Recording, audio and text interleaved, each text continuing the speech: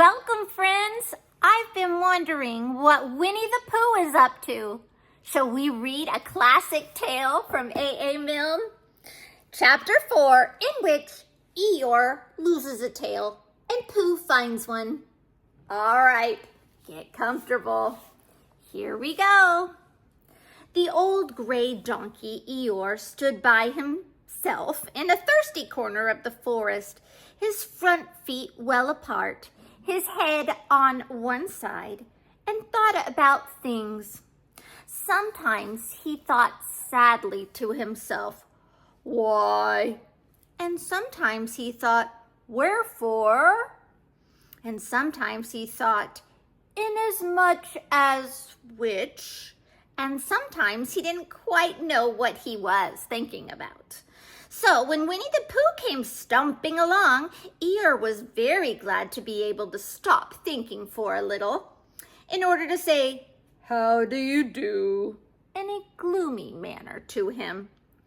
"And how are you?" said Winnie the Pooh.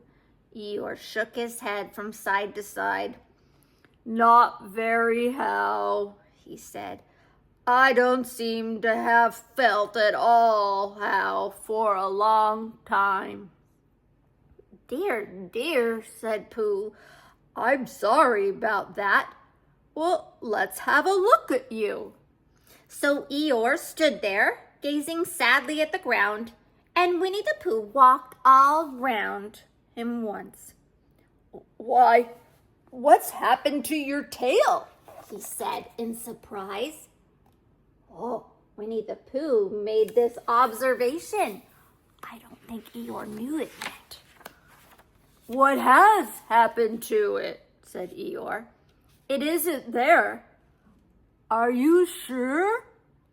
"Well, either a tail is there or it isn't there. You can't make a mistake about it, and yours isn't there." "Then what is?" "Nothing." "Let's have a look," said Eeyore, and he turned slowly round to the place where his tail had been a little while ago, and then, finding that he couldn't catch it up, he turned round the other way until he came back to where he was at first. And then he put his head down and looked between his front legs. And at last he said, with a long, sad sigh, "I believe you're right." So he was going in circles trying to find his tail. "Of course I'm right," said Winnie the Pooh. "That accounts for a good deal," said Eeyore gloomily. "It explains everything. No wonder." "You must have left it somewhere," said Winnie the Pooh. "Somebody must have taken it," said Eeyore. "How like them," he added, after a long silence. Pooh felt that he ought to say something helpful about it, but didn't quite know what. So he decided to do something helpful instead. "Eeyore," he said solemnly, "I, Winnie the Pooh, will find your tail for you." "Thank you, Pooh," answered Eeyore. "You're a real friend," said he. "Not like some," he said. So Winnie the Pooh went off to find Eeyore's tail. It was a fine spring morning in the forest as he started out. Little soft clouds played happily in a blue sky, skipping from time to time in front of the sun as if they had come to put it out, and then sliding away suddenly so that the next might have his turn. Through them and between them the sun shone bravely, and a copse which had worn its furs all the year round seemed old and dowdy now beside the new green lace which the beeches had put on so prettily. Beeches is in like trees, B-E-E-C-H-E-S. Through copse and spinney marched Bear, down open slopes of gorse and heather, over rocky beds of streams, up steep banks of sandstone into the heather again, and so at last, tired and hungry, to the 100-acre wood, for it was in the 100-acre wood that Owl lived. "And if anyone knows anything about anything," said Bear to himself, "it's Owl who knows something about something," he said. "Or my name's not Winnie the Pooh," he said. "Which it is," he added. "So there you are." Owl lived at the Chestnuts, an old-world residence of great charm, which was grander than anybody else's, or seemed so to Bear, because it had both a knocker and a bell pull. Underneath the knocker, there was a notice which said, "Please ring if an answer is required." Underneath the bell pull, there was a notice which said, "Please knock if an answer is not required."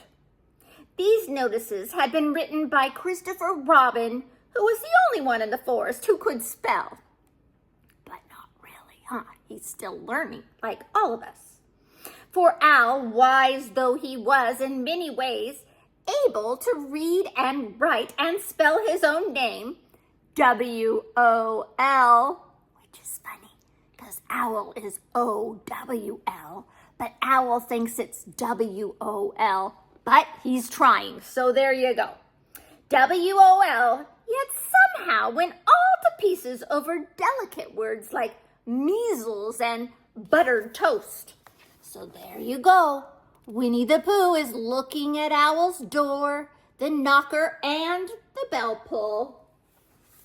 Smart little owl, he thinks. Here we go. Winnie the Pooh read the two notices very carefully, first from left to right, and afterwards, in case he had missed some of it, from right to left. Then, to make quite sure, he knocked and pulled the knocker, and he pulled and knocked the bell rope. And he called out in a very loud voice, "Owl, I require an answer. It's Bear speaking." And the door opened, and Owl looked out. "Oh, hello, Pooh," he said. "How's things?" "Terrible and sad," said Pooh, "because Eeyore, who is a friend of mine, has lost his tail, and he's moping about it. So could you very kindly tell me how to find it for him?" "Well," said Owl, "the customary procedure in such cases is as follows." "What does crustamony proceed cake mean?" said Pooh. "For I am a bear of very little brain, and long words bother me." "It means the thing to do." "As long as it means that, I don't mind," said Pooh humbly. "The thing to do is as follows. First, issue a reward. Then—" "Just a moment," said Pooh, holding up his paw. What do we do to this? What were you saying?" "You sneezed just as you were going to tell me." "I didn't sneeze." "Well, yes, you did, Owl." "Excuse me, Pooh, I didn't. You can't sneeze without knowing it." "Well, you can't know it without something having been sneezed." "What I said was, first, issue a reward." "You're doing it again," said Pooh sadly. "A reward," Owl said loudly. "We write a notice to say that we will give a large something to anybody who finds Eeyore's tail." "Oh, I see, said Pooh, nodding his head. "Talking about large somethings," he went on dreamily.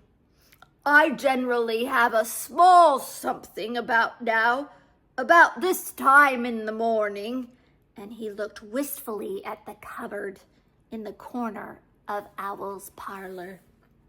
"Just a mouthful of condensed milk or whatnot, with perhaps a lick of honey." "Well then," said Owl, "we write out this notice and we put it up all over the forest." "A lick of honey," murmured Bear to himself, or not, as the case may be. And he gave a deep sigh and tried very hard to listen to what Owl was saying. But Owl went on and on and on, using longer and longer words, until at last he came back to where he started, and he explained that the person to write out this notice was Christopher Robin. "It was he who wrote the ones on my front door for me. Did you see them, Pooh?" For some time now, Pooh had been saying yes and no in turn with his eyes shut to all that Owl was saying. And having said yes last time, he said no, not at all now, without really knowing what Owl was talking about. "Didn't you see them?" said Owl, a little surprised. "Well, come and look at them now." Owl was very concerned about this. He wanted to know that Pooh had read the signs Christopher Robin had written. So they went outside, and Pooh looked at the knocker and the notice below it. And he looked at the bell rope and the notice below it. And the more he looked at the bell rope, the more he felt that he had seen something like it before, somewhere else, some time before. "Handsome bell rope, isn't it?" said Owl. Pooh nodded. "It reminds me of something," he said, "but I can't think what. Where did you get it?" "I just came across it in the forest. It was hanging over a bush, and I thought at first somebody lived there, so I rang it, and nothing happened. And then I rang it again, very loudly, and it came off in my hand. And as nobody seemed to want it, I took it home." He's proud of those signs, isn't he? I'm not so sure he didn't take him from somebody, but he's very pleased. "And as nobody seemed to want it, I took it home." "Owl," said Pooh solemnly, "you made a mistake. Somebody did want it." "Who?" "Eeyore, my dear friend Eeyore. He was very fond of it. Attached to it, actually," said Winnie the Pooh sadly. So as you can see, the bell knocker was in fact Eeyore's tail. Good call, Pooh, you saw it. So with these words, he unhooked it and carried it back to Eeyore. And when Christopher Robin had nailed it on in its right place again, Eeyore frisked about the forest, waving his tail so happily that Winnie the Pooh came over all in funny and had to hurry home for a little snack of something to sustain him. And wiping his mouth half an hour afterwards, he sang proudly to himself, "Who found the tail? I," said Pooh, "at 2:45, only it was 11:15. Really, I found the tail." Oh, Winnie the Pooh is so pleased with himself. He did what he said he was going to do. And Eeyore had his tail back. Yay for friends! Stay hopeful, stay true, and be wonderful, special little you.